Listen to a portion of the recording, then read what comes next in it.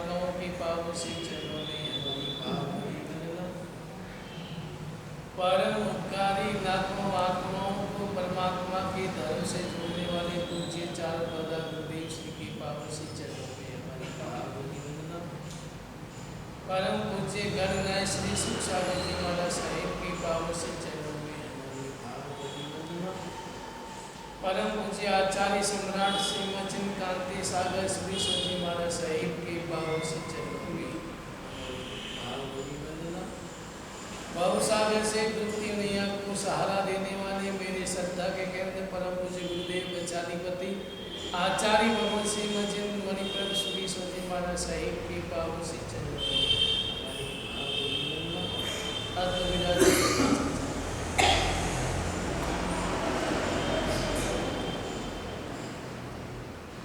सत्ता, संपत्ति और स्त्री, इस संसार में जितने भी बड़े बड़े युद्ध हुए, जितने भी झगड़े हुए, उसका मूल कारण सत्ता, संपत्ति और स्त्री। सत्ता, संपत्ति, स्त्री के कारण ही बड़े बड़े युद्ध और झगड़े हुए। सत्ता, संपत्ति, स्त्री के कारण ही मन में राग, द्वेष, क्रोध, मान, माया, लोभ, ईर्ष्या के भाव सत्ता और संपत्ति, स्त्री के कारण। सत्ता, संपत्ति के कारण ही व्यक्ति अपने विवेक पर पर्दा डाल करके उसको प्राप्त करने के लिए जो भी करना पड़े, कैसी भी करके मुझे सत्ता और संपत्ति, स्त्री को प्राप्त करना है, ऐसे विचार करके व्यक्ति कुछ भी करने के लिए तैयार हो जाता है। वो उस समय ये नहीं सोचता है सही है गलत है, मैं जो कर रहा हूँ, मैं जो सोच रहा हूँ, तो मेरे मन में जो विचार आ रहे हैं वो सही है या नहीं है, इसका परिणाम आगे क्या आएगा, वो व्यक्ति विचार नहीं करता। केवल सत्ता और संपत्ति और स्त्री के कारण ही व्यक्ति अपने आप को, अपनी आत्मा को, अपने गुणों को, अपने लक्ष्य को सब ग्रहण कर लेता है और केवल उसके मन में एक ही बात रहती है, मुझे सत्ता और संपत्ति और स्त्री चाहिए, उसको प्राप्त करना है। जो भी दुनिया में दौड़ भाग दिखाई देती है वो सत्ता, संपत्ति और स्त्री के कारण ही दिखाई देती है। व्यक्ति दौड़ता है इसलिए संपत्ति प्राप्त करने के लिए, सत्ता प्राप्त करने के लिए, स्त्री को प्राप्त करने के लिए या स्त्री को खुश रखने के लिए व्यक्ति दौड़ता है, भागता है। और जो व्यक्ति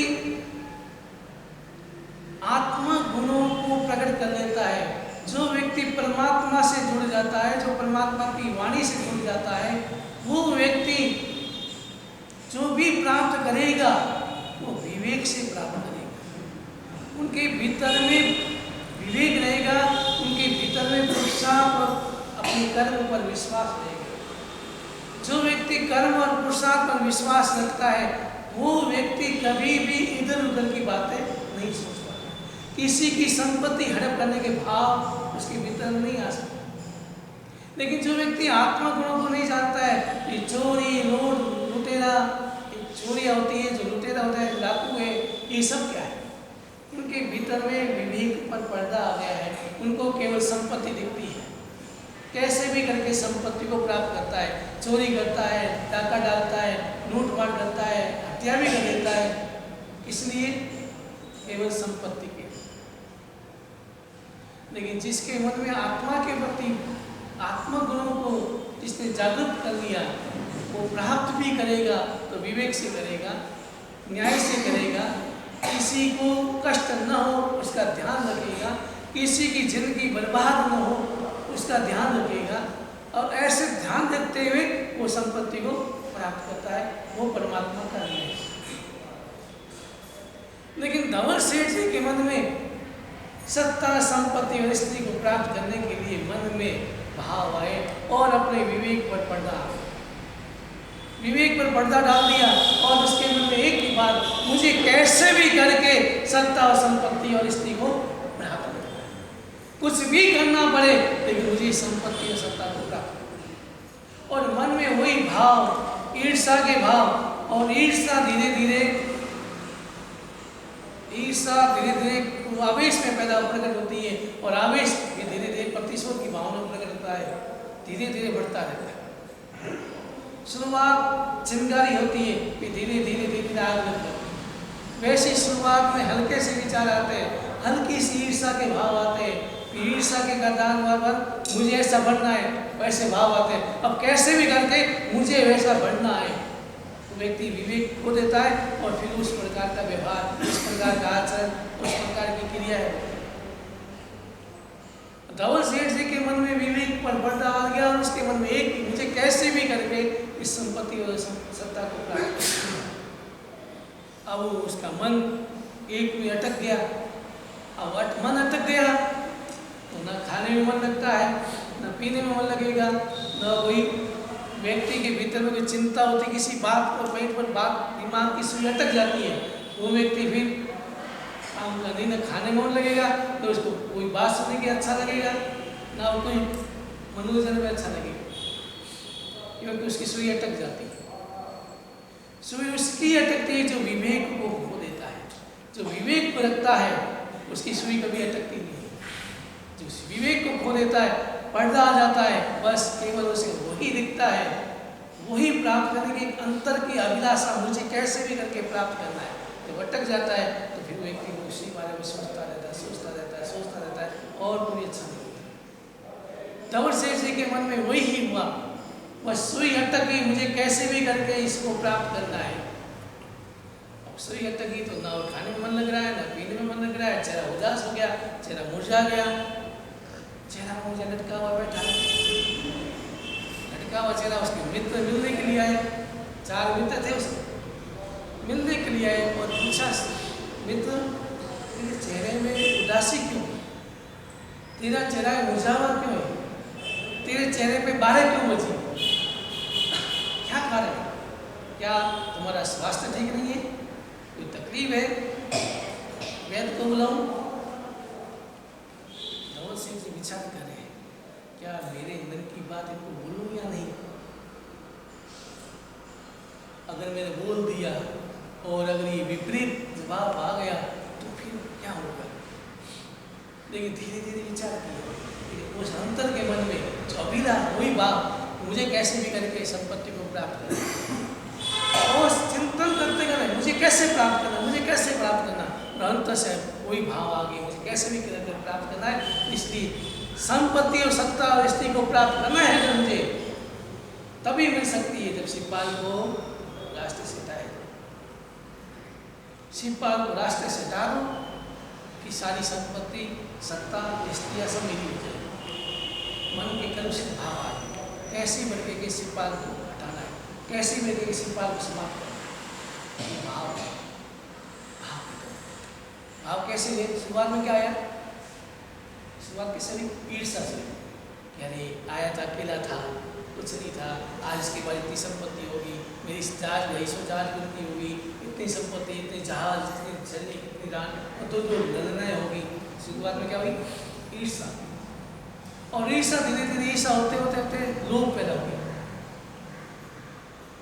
लोभ कि अगर ये इतनी संपत्ति है मेरे पास नहीं है, मुझे भी कैसे नहीं करके, मुझे भी ऐसे, मैं भी प्राप्त करूँ। लोभ,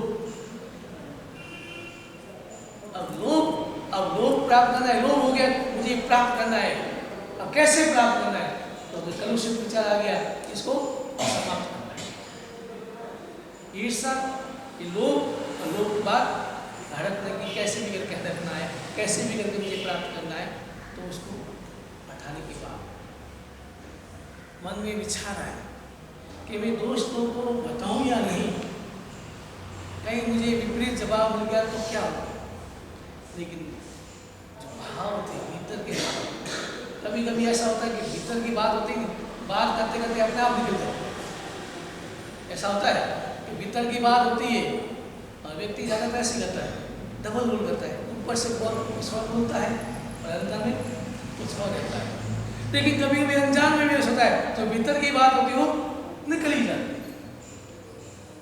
तो धवल सेठ जी के मन में ऐसे ही हुआ, बात करते करते भूमिका बांधते बांधते भीतर की बात बाहर आई और धवल सेठ जी ने कहा कि मित्र, मेरा तकलीफ स्वास्थ्य तो ठीक है, कोई ऐसी तकलीफ नहीं है, लेकिन मेरे मन में एक ही बात, मुझे शिवपाल की संपत्ति, सत्ता, स्त्रियों पर नियंत्रण करना है, मुझे इसको प्राप्त करना है, मुझे उस पर अधिकार जमाना है। अधिकार जमाने के लिए क्या करना पड़ेगा? ऐसे तो कुछ अधिकार में डायरेक्ट कर नहीं सकता, डायरेक्ट तो शिवपाल को कह नहीं सकता ये सब तो मेरी है, तो क्या करना पड़ेगा? धवल सेठ बोला, मित्र तुम्हारे का, तुम मेरे मित्र हो, तुम मेरे सुख दुख के साथी हो, मेरा दुख दूर करने का तुम्हारा कर्तव्य है, इसलिए मेरा दुख है, मेरे ये दुख है कि मेरी संपत्ति, ये जो संपत्ति है, जो सत्ता है, स्त्रियाँ, ये मुझे प्राप्त नहीं होगी, तब तक मैं सुखी नहीं होगा, तब तक मैं चैन से जी नहीं पाऊंगा। इसलिए कैसी भी करके इसी पाल को रास्ते से हटाना है। जो ये तीनों मित्रों ने सुना, 4 में से 3 मित्रों ने सुना, अब यहाँ की मित्र की परिभाषा समझना है। मित्र कौन है? वो मित्र नहीं है जो आपके हाँ में हाँ मिलाता है, वो आपका मित्र नहीं। जैसे आपका मित्र है, आप गलत संगति में जा रहे हैं, आप दारू पीने शुरू करें, आपका अगर सच्चा मित्र होगा वो आपको रोकेगा, डांटेगा, फटका लगाएगा। और अगर सच्चा मित्र है, कपड़ों में क्या करना है, अपने स्वाद निकल जाएगा, कुछ भी कर मेरे को क्या लगेगा, तो वो मित्र कैसा है? इसलिए मित्र वो नहीं है जो आपकी हाँ में हाँ मिलाए, वो आपका मित्र नहीं है। लेकिन वो मित्र है जो आप अहित, आपका अहित हो, आप गलत रास्ते में जा रहे हो, आपका अहित हो रहा हो, उसको रोकता हो, चाहे कुछ भी हो, चाहे मेरे से दोस्ती रखे या नहीं रखे, लेकिन मेरा कर्तव्य है मेरे दोस्त को सही रास्ते पे लाना, गलत का बोध कराना, वो सच्चा मित्र। और जो मित्र हाँ में हाँ मिला रहे कर लिया, चलो कुछ भी करने नहीं, मुझे क्या करने रहना है, मेरा काम होना है, मेरा दोस्त ही बस इतना ही बहुत है, वो आपका मित्र नहीं होगा, वो आपका चापलूस माने जाएगा। चापलूसी बहुत करते हैं व्यक्ति, क्या आपकी प्रशंसा करते हैं, आपको चढ़ाते हैं, क्यों चढ़ा रहे हैं? क्योंकि उनका अपना स्वार्थ होता है, वो स्वार्थ देखता है, इसलिए आपकी प्रशंसा करता है, आपको चापलूसी करता है, आपको चढ़ाता है। और व्यक्ति चढ़ जाता है, अहंकार में आ जाता है, ये मेरा सच्चा मित्र। कोई आपकी निंदा करे तो क्या आप उसको मित्र कहेंगे?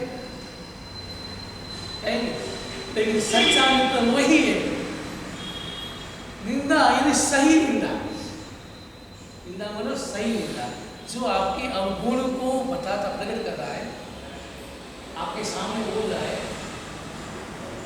तो आपका हितैषी ये कहो कि आपको निंदा यानी आपको आपकी इच्छा के विपरीत बोलना, वो निंदा है। आपकी इच्छा को विपरीत बोलना, आपको वो अच्छा लगता है लेकिन वो व्यवहार में अच्छा नहीं लग रहा है, और आपको चरित्र में आपको दाग लगा रहा है, वो आचरण वो अगर आपको बोलता है, आपके सामने बोलता है, वो आपका सच्चा मित्र है। वो 3 मित्रों ने जो ये बात सुनी, उन्होंने कानों में उंगली डाली और जो धवल सेठ जी को फटकार लगना प्रारंभ किया। अरे सेठ, तुम्हारा नाम तो धवल सेठ है, लेकिन तुम्हारा मन तो धवल, तो नाम ही धवल है। सेठ, तुम ये विचार कर रहे हो, ऐसे परोपकारी, ऐसे दयालु, ऐसे गुणी व्यक्ति को मारने की बात कर रहे हो? अरे तुम कैसे व्यक्ति हो, कृतज्ञता का बोध नहीं। तुम्हें बबलपुर में, बबल नगर में तुम्हें मुक्त किसने कराया था? शिवपाल ने कराया। तुम्हारे जार किसने चलाए थे? जार किसके कारण चले? शिवपाल ने चलाए। बबल नगर में तुमको बंदी से मुक्त कराया और रत्न नगरी से फांसी की सजा किसने मांग की?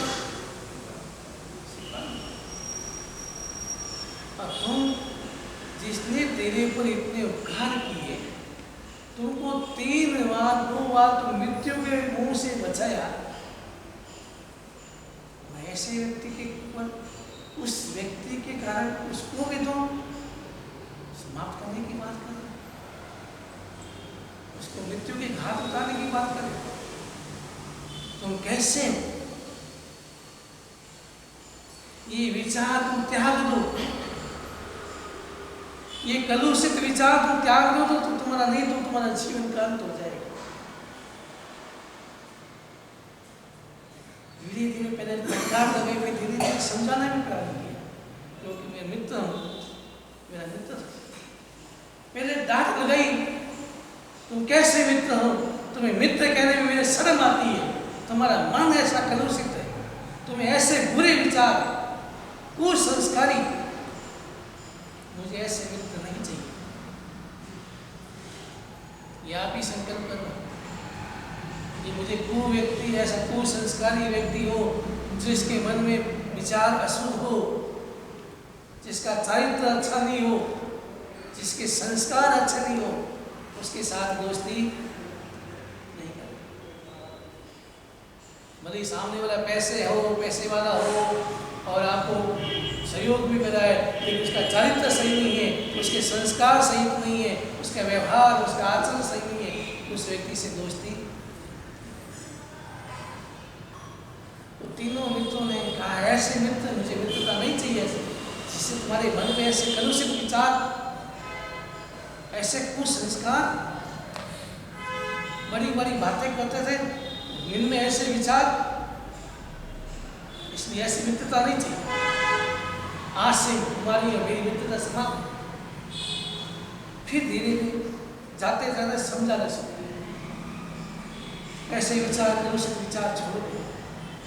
वो पुण्य, तुम्हारा पुण्य तो एक हल्का सा प्रकाश है, और श्रीपाल का पुण्य सूर्य की तरह है।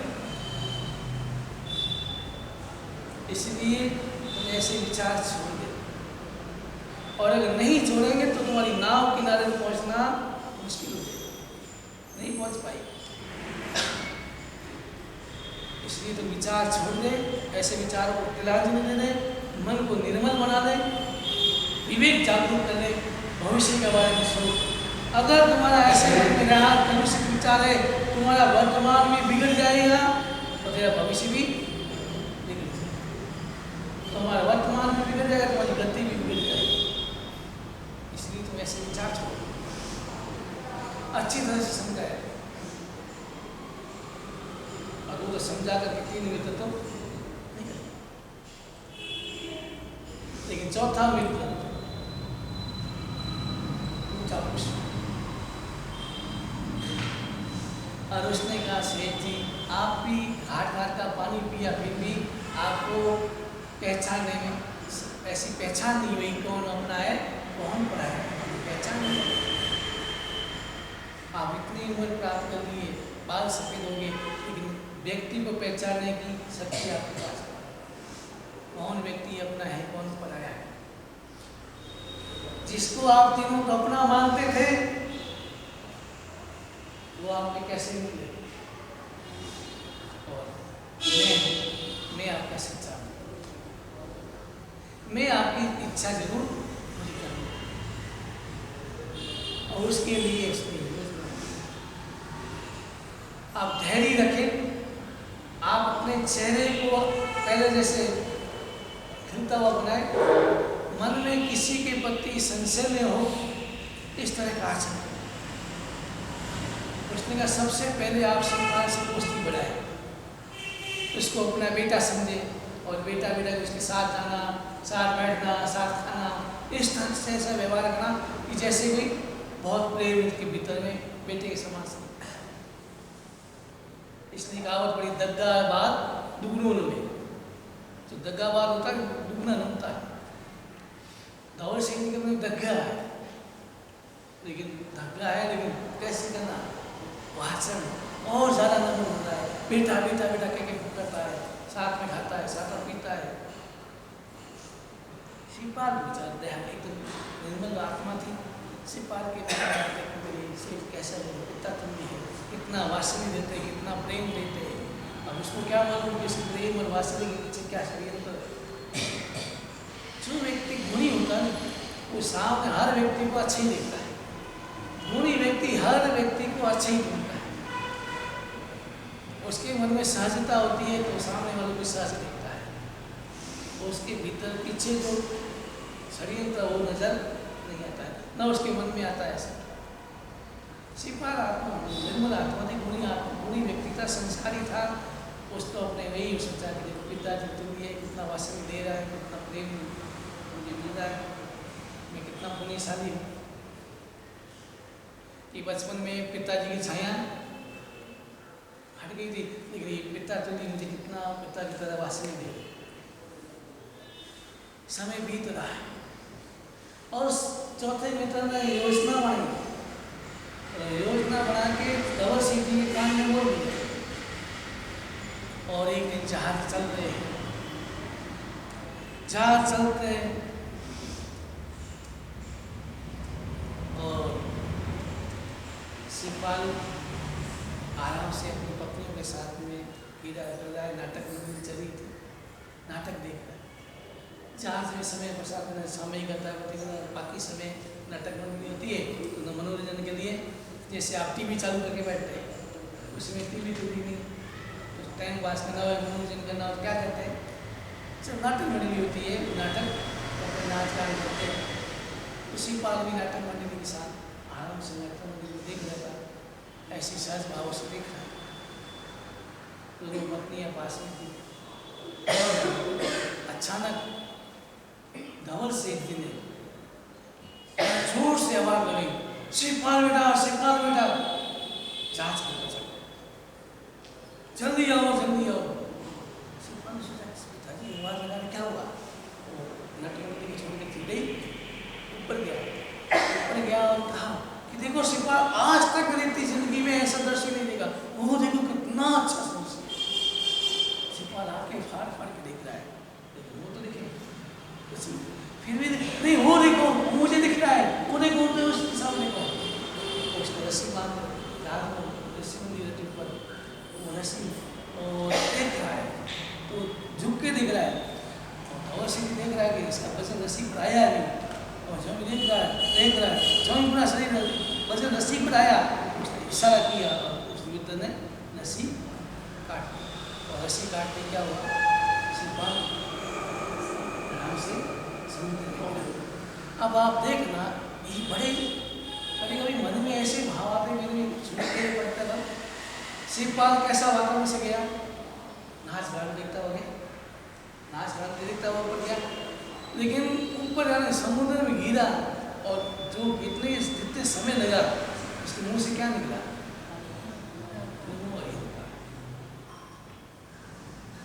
आप अगर ऐसे वातावरण हो, अगर कुछ ठोकर भी लग जाए, थोड़ा भी लग जाए तो नौकार याद आता है, कोरमा याद आता है, या और कोई विचार आते हैं। शिवपाल नट रंग राग का वातावरण छोड़ के गया था, लेकिन ऐसा वातावरण छोड़ने के बाद भी जो इस समुद्र में नीचे गिरने लगा, सोचा मैं नीचे गिर रहा हूँ, तो मुँह से क्या निकला, ऐसी श्रद्धा। और जिसके मन में आसी नौका जिसके रोम रोम में नौका मंत्र बसा हुआ हो, कोई संसार में कोई ऐसी शक्ति नहीं, कोई ऐसी ताकत नहीं, उसका एक उदाहरण सच्ची घटना, आज की अपनी ऐसी घटना सुनते हैं तो विश्वास मिलता है, बाकी मुझे विश्वास नहीं होता। एक व्यक्ति ने किसी पर मुठ मारी, संत भगवान से बताया, सुना है, इसने मुठ मारी, और वो व्यक्ति हर समय नौका उतरेगा, बसा हुआ था, नौका उतरे साहब मूड उससे गई, चक्कर निकाला, किसी का वापस उसके पास ऐसा क्यों, उसको रोम रोम में नौका था, नौका उसकी आराधना हर रोम रोम में श्रद्धा, समर्पण, नौका मतलब रोम रोम में श्रद्धा करना, उसका दुनिया में मिला सका, कुछ भी किया मारने के भावों से किया, लेकिन वो नहीं, तो इसलिए तीसरी कहावत बड़ी जैना मनवा सी नौकार तेनो सु कर से संसार। ऐसे भाव हमारे मन में रोम रोम में आपके मन में नौकार अगर हो ना, कुछ भी विपरीत परिस्थिति आएगी तो भी आप डगमग नहीं होंगे, आपके मन में किसी प्रकार की कोई दूसरे विचार नहीं आएंगे अगर रोम रोम में नौकार होती सकता। तेज जी पुलिस मुझे घटना बताई थी एक बार, इनकम टैक्स वाले पूरे घर में छापा मार। अब मैं तो केवल गुरुदेव को याद करा था, गुरुदेव सीधा बिल्कुल याद करा था, नौकार गुरुदेव बस सारे कमरे देखे, एक देखा, दो देखा, तीन देखा, कुछ नहीं मिला। और मैं नौकार हूँ तो गुरुदेव को याद करता रोज मन में वही भाव सोचता से, जिस कमरे में मेरा जो काम सामान था, तीन कमरे देखे कुछ नहीं, उनकी उन व्यक्तियों के विचार बदल दिए, कुछ नहीं, चलो चलो। ये क्या हुआ? श्रद्धा थी, नौकार धर्म के गुरुदेव होती श्रद्धा थी, श्रद्धा का प्रभाव क्या हुआ, उनके अपना विचार करके हो बिना देखे चला। ये श्रद्धा जिसके मन में रोग में श्रद्धा हो, संसार में कोई व्यक्ति कुछ बिगाड़ नहीं सकता, उसको अपने आप रास्ता मिल जाता है। उसी पर नीचे गिरा नौकार, मोर यंत्र मुंह से निकला और किसके ऊपर गिरा? मगरमच्छ, मगरमच्छ के ऊपर गिरा और मगरमच्छ तेजी से चला, तेजी से चलता है। सिपाही उस मगरमच्छ की पीठ पर बैठा है और तेजी से आगे बढ़ा। धवल सेठ जी ने सोचा कि अभी गिरते हुए चलाऊंगा तो नाविक कूद जाएंगे और बच्चा उसको पार नहीं करना, इसलिए उसमें डायरेक्ट नहीं चलाया। वो सिपाही मगरमच्छ तेजी से चलता गया, जब दूर निकल गया उस धवल सेठ जी साथ में प्याज लेके गए, प्याज लेकर आंखों में डाले, आंसू निकली, आंसू से आंसू निकालना है, या तो कोई व्यक्ति फूल लगाता है या कुछ ऐसी चीज लगा देते जिससे आंसू आता है, और नकली आंसू निकाला, जोर जोर से चिल्लाया, अरे हाय बचाओ बचाओ, मेरा बेटा समुद्र में गिर गया, मेरे बेटे समान समुद्र में गिर गया, बचाओ कोई बचाओ।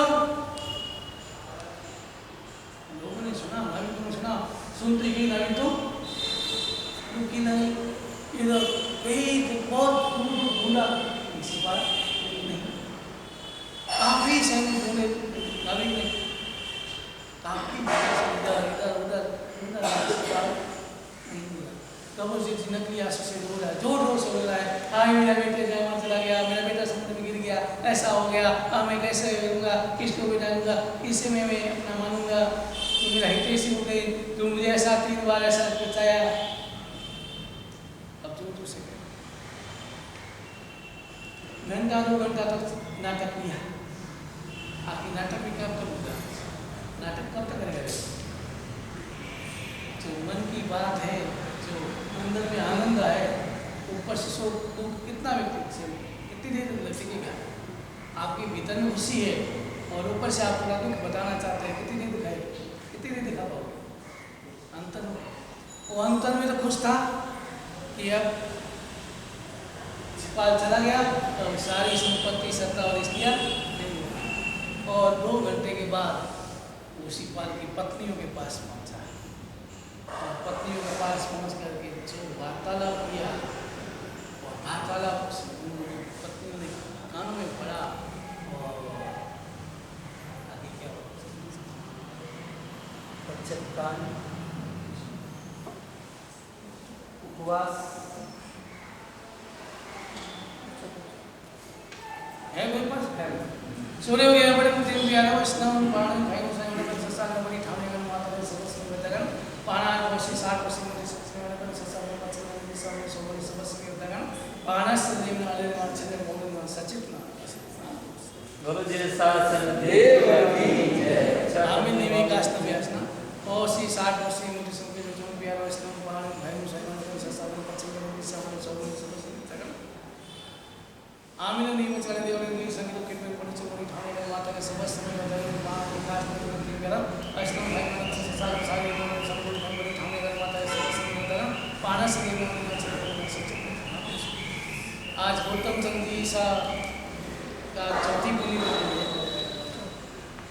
4 साल बीत गए, फिर भी आज भी हर बच्चे के मन में उनकी स्मृति हमेशा बनी रहती, क्योंकि उन्होंने जो अपना जीवन तो धर्म में बनाई, लेकिन दूसरों को भी धर्म से छोड़ने का काम, बच्चों को भी धर्म के संस्कार दिए और बच्चों को भी सुसंस्कार, बच्चों का भविष्य कैसे बने उस बात की शिक्षा दी और ज्ञान भी खूब उन्होंने दिया। हर व्यक्ति को शिक्षा देने का उनके भाव, साधु साथी है उनको भी शिक्षा देने के भाव, चलो मैं आया तो थोड़ा बहुत संगीत की शिक्षा दे दूँ या ज्ञान की शिक्षा दे दूँ, ऐसे भाव। सब जीव करूँ शासन ऐसी ऐसे भाव, ऐसा उनके भाव मन में यही भाव थे। ऐसे व्यक्ति जो इस दुनिया में नहीं है, लेकिन उनकी स्मृति हमेशा हमारे दिलों में बनी रहती है और उनसे यही प्रार्थना करें परमात्मा से कि उनकी आत्मा को जल्दी से जल्दी मुक्ति मिले, वो अपने लक्ष्य को जल्दी से जल्दी प्राप्त करें और उनकी जो शिक्षा है वो शिक्षा हमारे जीवन में आचरण में बने और उनसे यही काम करें या जहाँ भी हो हमें वहाँ से भी आशीर्वाद की वर्षा करते रहना और हमें अच्छा मार्ग दिखाते रहना, यही शुभकामना करना। ऐसी भावों से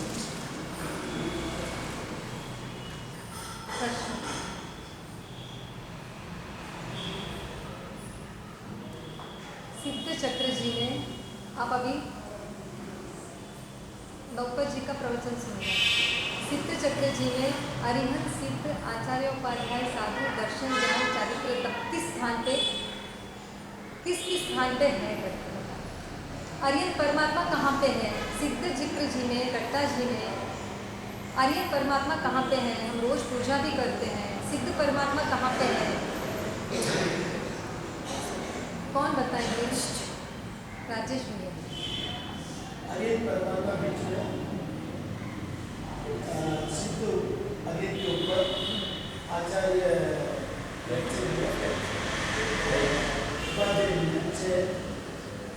साइड आपकी तरफ से राइट साइड। हाँ,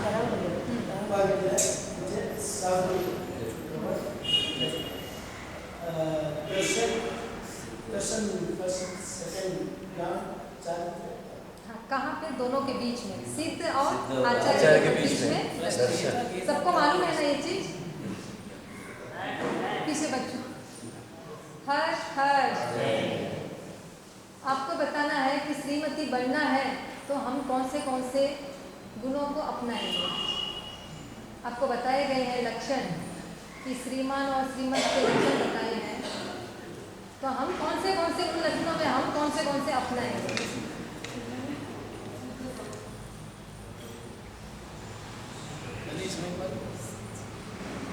कोई है? अपनाना है आपको। सच्ची घड़ी कमाई, सच्ची घड़ी कमाई करनी है। सच्ची कमाई, चिंता गहराई से करना, चिंता गहराई से करना, चिंतन गहराई से करना। हर्ष हर्ष। आज का नियम